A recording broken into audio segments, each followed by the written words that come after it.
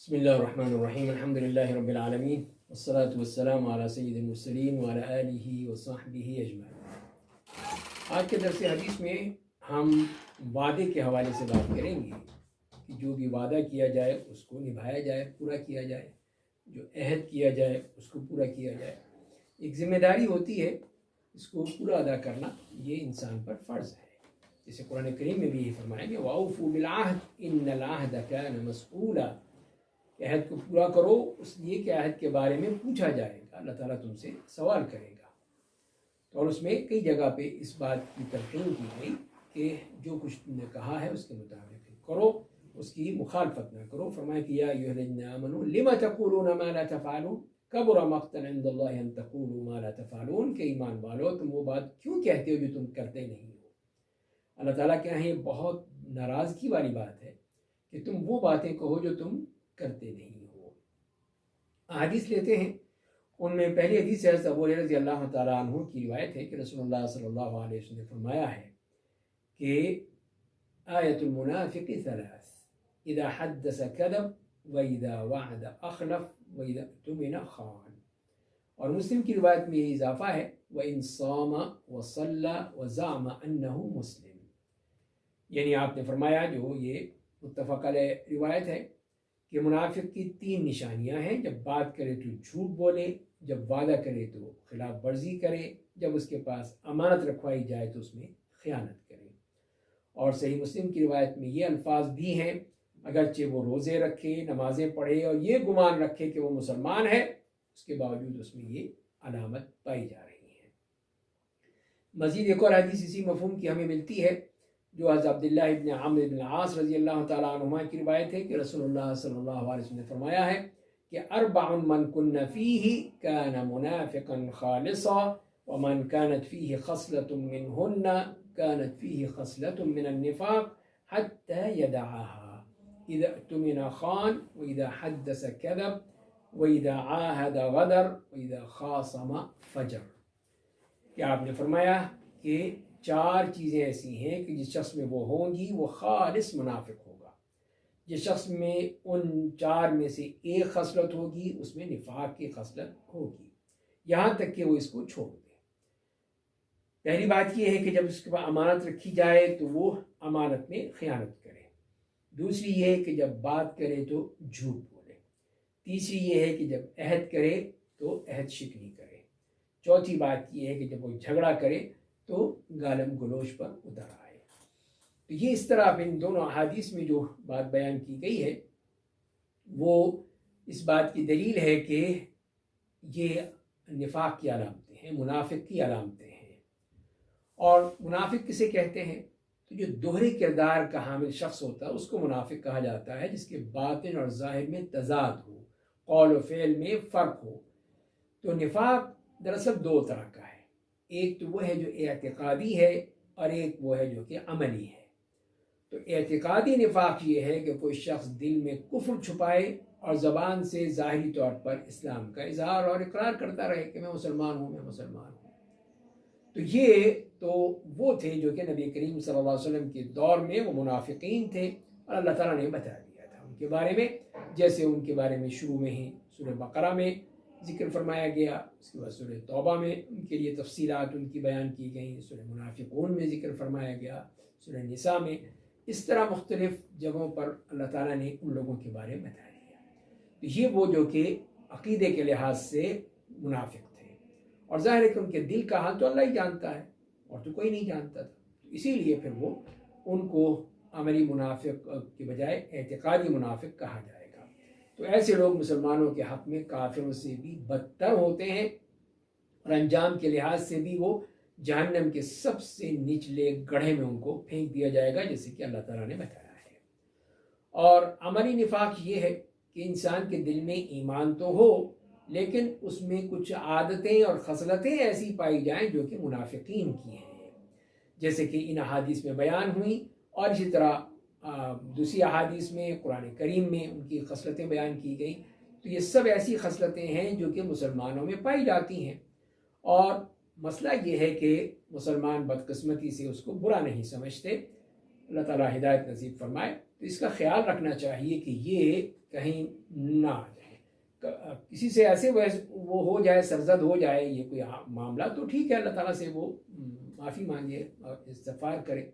لیکن اگر یہ عادت بن جائے تو یہ ہے کہ وہ پھر کہا جائے گا کہ یہ منافق کی علامت ہے، جیسے کہ ان دونوں حدیث میں بیان کیا گیا کہ پہلی چیز جیسے کہ فرمائی دوسری حدیث میں کہ امانت کا معاملہ ہے، کہ امانت اس کو رکھی جائے، دی جائے، لیکن وہ اس میں پوری طرح حفاظت نہیں کرتا بلکہ خیانت کرتا ہے، اس میں ڈنڈی مار دیتا ہے، اس میں سے کچھ چیز نکال لیتا ہے، کچھ چیز کم کر دیتا ہے، ہڑپ کر جاتا ہے، کھا جاتا ہے، پورا نہیں دیتا ہے. تو یہ تمام چیزیں جو ہیں وہ خیانت کا معاملہ ہے، اس میں یہ منافقین کی خصلت ہے.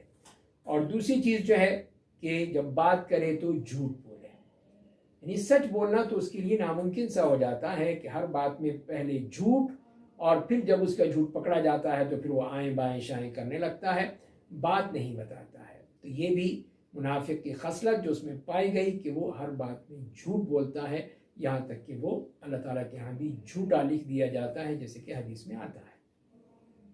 اور تیسری بات یہ ہے کہ جب وہ عہد کرے، کوئی وعدہ کرے تو عہد شکنی کرتا ہے، پورا کرتا ہی نہیں ہے عہد کو. اور یہی ہم جس پہ بات کر رہے ہیں اس درس میں کہ یہ عہد اور یہ وعدہ اللہ تعالیٰ نے اس کے بارے میں جیسے فرمایا قرآن کریم میں ہم نے پڑھا، اور اس کے علاوہ حدیث میں بھی اس کی بات کی تاکید کی گئی کہ جو بھی وعدہ کرے چاہے اس سے نقصان ہی اٹھانا پڑے، اپنے وعدے کو پورا کرنا ہے اور کبھی بھی اس سے روگردانی نہیں کرنی. تو یہ ایک مومن کی شان ہے. ایک منافق ایسا نہیں کرتا، وہ تو عہد شکنی کرتا ہے، تو فوراً مخالفت کرتا ہے.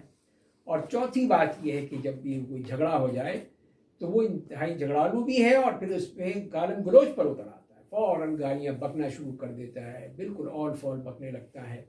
تو یہ ہیں وہ علامتیں جو بتائی گئی ہیں، اور جیسے کہ ابھی ہم نے بات کی یہ عملی نفاق کی علامتیں ہیں. اور اس طرح کی اور بھی جو قرآن کریم میں یا حدیث میں آئی ہیں وہ عملی نفاق کی ہیں، جو نبی کریم صلی اللہ علیہ وسلم کے بعد میں آنے والے لوگوں میں پائی جائیں گی. تو لہذا اسی لیے فرمایا کہ کسی میں بھی ایک ہو تو یہ کہا جائے گا کہ ایک علامت ہے، اور یہ اس وقت تک وہ نہیں اس سے پاک ہوگا جب تک ان کو چھوڑ نہ دے، ترک نہ کر دے، توبہ نہ کر لے. تو لہذا ان سے توبہ کرنی چاہیے. آئیے ایک اور حدیث لیتے ہیں جو جابر رضی اللہ تعالیٰ عنہ کی روایت ہے. وہ فرماتے ہیں کہ میں نبی کریم صلی اللہ علیہ وسلم نے مجھ سے یہ فرمایا کہ لو قد جاء مال البحرین اعطیتک ہکذا وہکذا وہکذا، کہ اگر بحرین کا مال آیا تو میں تمہیں اس طرح اور اس طرح اور اس طرح دوں گا. ایک وعدہ کیا آپ نے، لیکن بحرین کا مال آنے سے پہلے ہی آپ صلی اللہ علیہ وسلم وفات پا گئے، تشریف لے گئے، اس دنیا سے انتقال ہو گیا. بس جب بحرین کا مال آیا تو حضرت ابوبکر رضی اللہ عنہ نے اعلان کرنے کا حکم دیا کہ جس شخص سے رسول اللہ صلی اللہ علیہ وسلم نے کوئی وعدہ کیا ہو یا آپ پر کوئی قرضہ ہو تو ہمارے پاس آئے، ہم اس کو پورا کریں گے. تو حضرت جابر رضی اللہ تعالیٰ عنہ فرماتے ہیں کہ میں حضرت ابوبکر صدیق رضی اللہ تعالیٰ عنہ کے پاس گیا اور نے بتایا کہ نبی کریم صلی اللہ علیہ وسلم نے مجھے اس طرح فرمایا تھا، یہ کہا تھا. تو انہوں نے واقعی پھر وہ پوری طرح اپنے دونوں ہاتھوں سے بھر بھر کے مجھے وہ دیا، اس میں سے جو مال آیا تھا. تو میں نے اسے گنا تو وہ 500 درہم تھے. انہوں نے مجھے فرمایا کہ اس سے دگنا اور لے لو. تو یہ دیکھیے یہ وعدے کو پورا کرنے کا کتنا سچا قصہ ہے، کہاں واقعہ ہے کہ اس طرح جو نبی کریم صلی اللہ علیہ وسلم نے وعدہ کیا تھا اس کو نبھایا حضرت ابوبکر صدیق رضی اللہ تعالیٰ عنہ نے. اور پھر یہ بھی کہ انہوں نے اس بات کو قبول کیا. حضرت جابر کے پاس کوئی چیز تو نہیں تھی، کوئی ایسا کوئی نوٹیفیکیشن ہو یا کوئی اس قسم کے کوئی خط ہو یا کوئی اور نوٹس ہو کہ یہ رسول اللہ نے دیا تھا، ایسی کوئی بات نہیں ہے.